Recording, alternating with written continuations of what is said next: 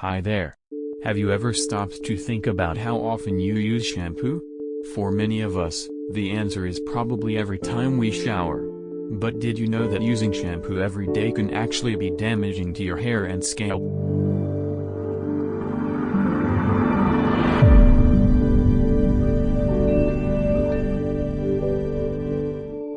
First of all, let's talk about what shampoo is and what it's designed to do.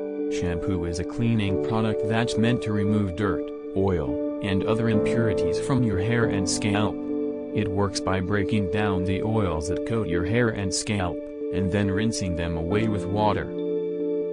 However, here's the catch: your hair and scalp actually need some of those oils to stay healthy.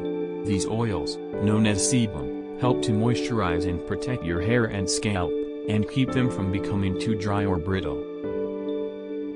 So, if you're using shampoo every day, you're potentially stripping your hair and scalp of these essential oils. This can lead to a number of problems, including dry, damaged hair, an itchy scalp, and even hair loss. Now, this isn't to say that you should never use shampoo. It's important to clean your hair and scalp, and shampoo can be a helpful tool for doing so.